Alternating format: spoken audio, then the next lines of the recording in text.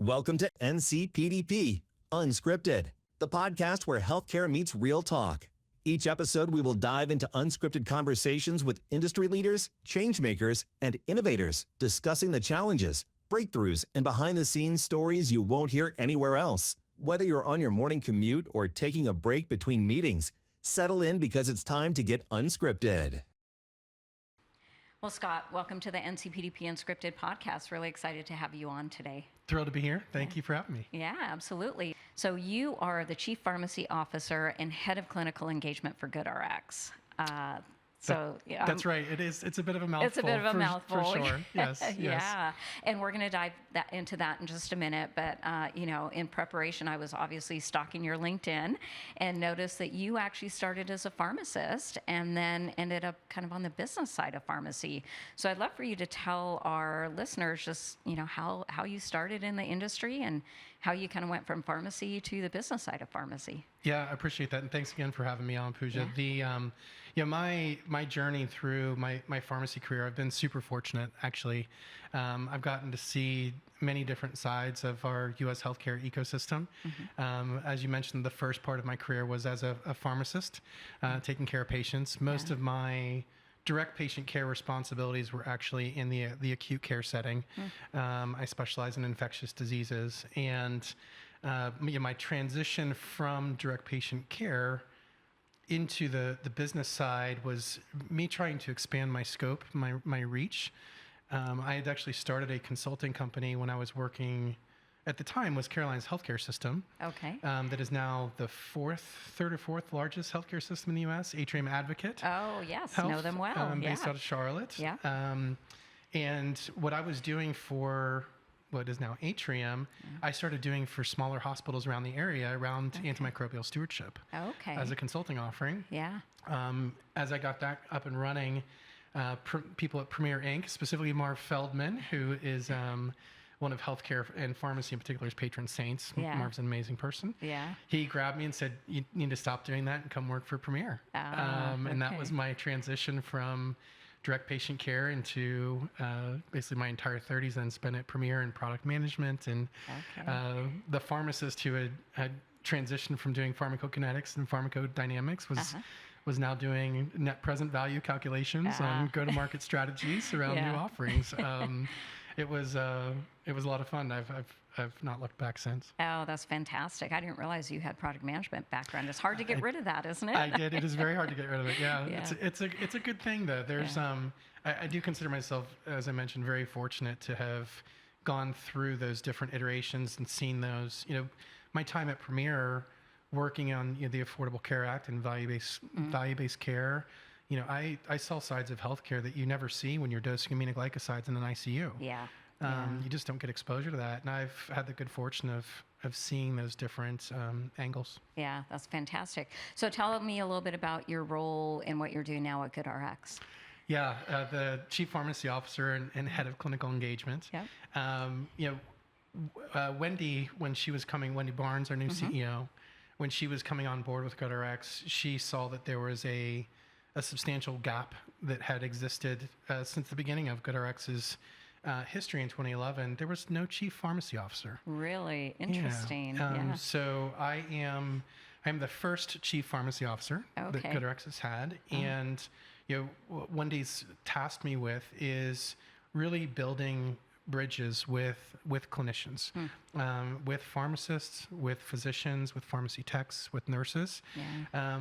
GoodRx has historically done a really, really good job of building relationships with, at the corporate level. Yeah. At corporate with big box retailers, et cetera, and the relationships for people who are in the trenches doing the day-to-day work and direct patient care. Yeah. We've not really had a voice and relationship build with them nearly as much, and so that's my task is to make sure that those that demographic feels the love from GoodRx, and that everything that we're doing supports what they do on a daily basis to make patient care as great as it can possibly be. Yeah, that's great. And it I guess it makes sense, right? Because it kind of started out as a giving the patient coupons and being able to do that, but it sounds like you guys are expanding way beyond that now. The way that we got started is actually a really fun story. One of our founders, Doug, it's the proverbial necessity is the mother of all invention. Yeah. Had a prescription, and don't hold me to the specific cost numbers that he had, but he had a prescription and took it to a pharmacy. It was $250. Took the piece of paper back and walked across the street to a different pharmacy, and it was $400. Yeah. Got in a car and drove, and there was another price point. He's like, wait a minute, this is the variability in this pricing is wildly, wild across the board. Yeah. And the fact that I had to physically put myself inside of these stores to find, to get visibility to that, the transparency of that pricing also was just not the way that things should be. And so GoodRx got started, to your point, as a consumer-centric solution to improve the access to affordable medications. And we've really stayed true to that, accessibility around affordability since our inception. And everything that you watch that we're doing on a go-forward basis is doubling and tripling down on that exact movement. Yeah, that's great. So let's talk a little bit about the clinical engagement side of your role. I'd love to hear a little bit more about that. Yeah, it's interesting coming from my background. I've had the opportunity to see pharmacists working at the very top of our license. Yeah. I was thinking about stories that I could share in this moment, and September 11th, on September 11th, 2001, I was in a cardiac intensive care unit managing heparin for cardiac ICU patients. Oh, wow. Right? Yeah. And I was the one who was writing the order. Yeah. I was the one who was, ordering the labs and watching them come back. And so I've gotten to see, a pharmacist working at that peak of license. And so much of what we're doing with GoodRx is trying to amplify that and make that, that type of skill, that accessibility, more and more prevalent around the country, and to prop the pharmacist up in a lot of those scenarios. Yeah. It's not always easy to do. Yeah. The training that I pursued and was granted and gifted was prepared me to be able to do those types of things, and not every pharmacist has had that opportunity to get that. So you have to make sure that we're empowering the right people at the right times with the right type of decision-making capacity. But GoodRx really wants to see that pharmacists, operating at the peak of their license. I contend that pharmacists are easily the most accessible healthcare professional across the entire U.S. You and I could walk out of this recording studio here, and probably in a 5-mile radius, we could have conversation with 10 different pharmacists. Right. Yeah. We couldn't find a single physician. We couldn't find a single RN, but we can set eyes on a pharmacist. Yeah, absolutely. And with that accessibility that professional has, we need to make sure that they have the ability to really impact patient care in more and more ways. Yeah. Now, I love that because, obviously here at NCPDP, we've recently updated our strategic plan, and so much of it is about, how do we make sure that pharmacists are able to work at the top of their license, are able to do these clinical services. So, everything we're talking about, interoperability, you have to be able to access, the patient record as a pharmacist to be able to do some of these services. So, oh my gosh, we are in line preach right on there. about that. Another fun kind of firsthand story. My wife is also a pharmacist. Okay. This is what pharmacists like to do. Right. We tend to marry other pharmacists. Right. And this is many years ago now, but she worked as a community pharmacist at a Kmart pharmacy. Okay. Yeah. And I was working at the hospital at the same time, and it wasn't uncommon for her to call me and say, I have a patient who's just discharged from your hospital. Oh, yes. Can you look at their labs and tell me, what dose of cater are they actually supposed to be on? Yes. Because they've got 2 from home, they've got 1 from discharge. Right. Did the people doing the discharge, can you look at their notes? Did they know that they were on the ones at home? And so she and I kind of created our own clinically integrated network. I love it. At an N of 1 level. Right. Because we had the relationship that we did, obviously, and the visibility. And patient care got better because of what Jamie and I were able to do together on that front. But not everybody has that ability. Well, what a great story. I mean, that is exactly what we're trying to solve, right? And hey, patient just got discharged. They end up at the pharmacy, right, to get their medications. And what is it? What was actually written? What dose were they on? And even when they get admitted. So I love that story. We were kind of like the hand-to-hand combat of Right. med rec. in Right, many regards. exactly. Yeah. Exactly. That's great. Well, I know you guys are also an elite partner for NCPDP Yes, and a very proud foundation so. donor. So would love to just kind of hear, why you guys did that and what you guys get out of NCPDP and your relationship.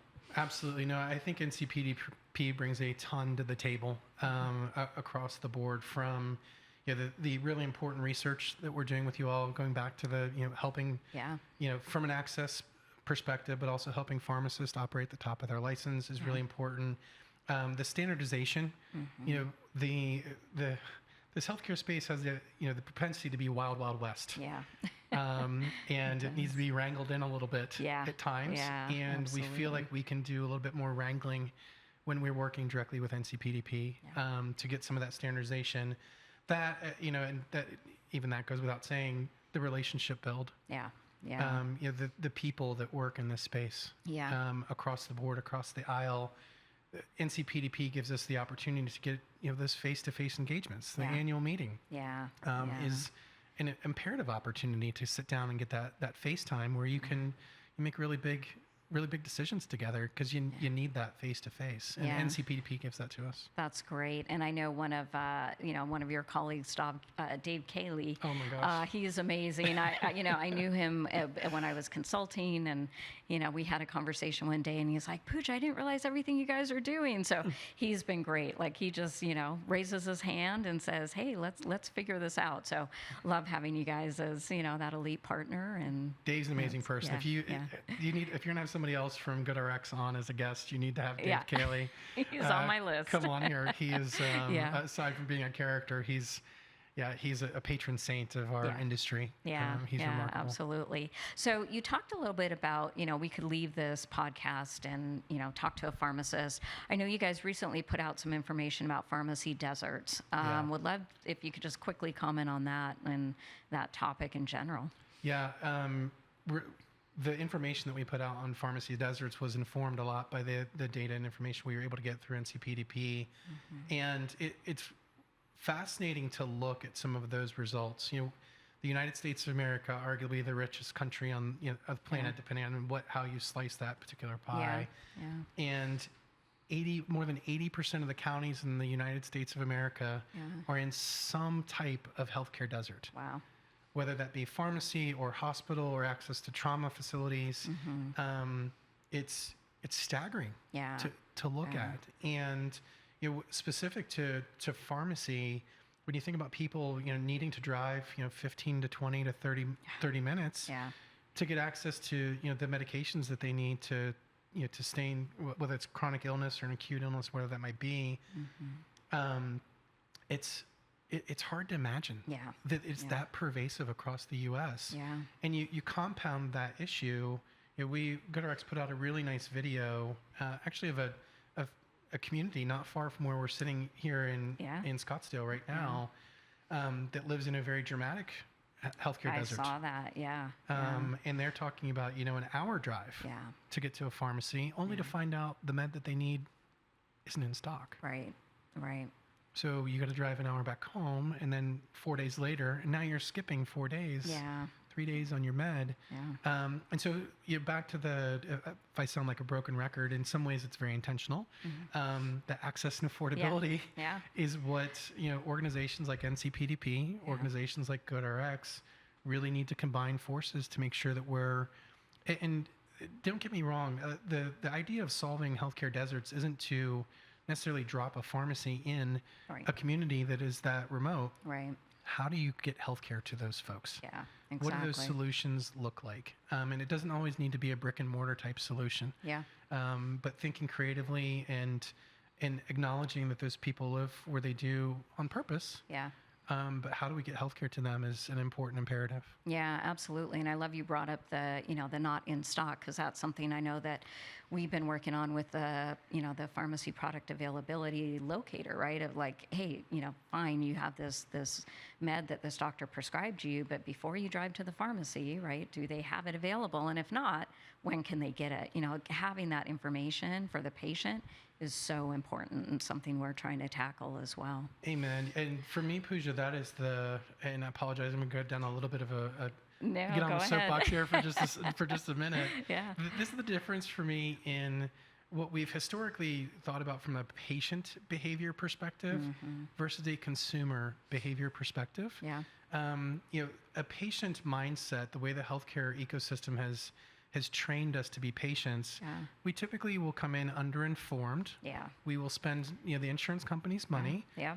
And you can treat me poorly over and over again, and I'm still going to come back. Right, exactly. Oh, right? Yeah, yeah. But from a consumer perspective, when I put on my consumer hat outside of healthcare, right? Yeah. I'm coming in overinformed. Yep. Right? I've done all the research on the tacos I'm getting ready to eat, the car I'm getting ready to buy. True. I'm overinformed. Yeah. I'm spending my own money. Yeah.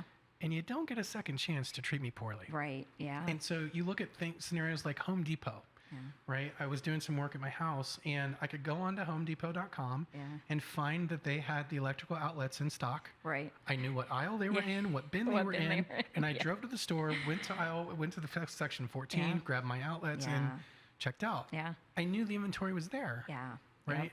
And that same scenario doesn't exist yet. Yeah. Like we're heading that direction. Yeah. You need to get that visibility, and so I contend that healthcare is really in the midst of a consumerism revolution. Yeah.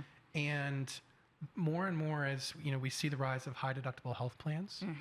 We see Medicare covering fewer and fewer meds. Yeah. In the metrics that my team has looked at on that, in 2010, Medicare Part D plans covered 73% of medications. Okay.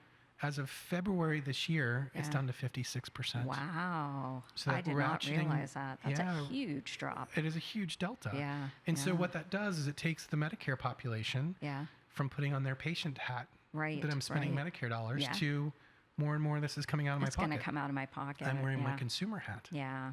And if it's going to be my money, I'm going to spend it. Yeah. Wisely. Yeah.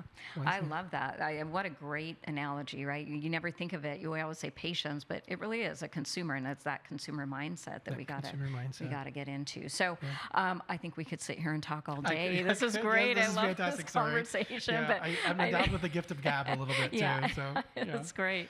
But just kind of in our last minute or so, would love to. You've been in the profession for a long time, and sounds like you had just a great trajectory. Curious what you're hopeful for and what you see in the future, right, for our industry. Yeah, that's a really wide open question to ask here for the closing minute at the end. I've considered myself a steward of the U.S. healthcare system for a long time. Yeah. I live in Charlotte. I've been there for more than 20 years. And you don't get to live in Charlotte, North Carolina without meeting a bunch of bankers. Yeah. And I've had a bunch of friends that are bankers that say, why are you sticking in healthcare? Yeah. Like come over to our side of the industry, like come to a different industry and go work there and be less jaded and burnt out and scarred.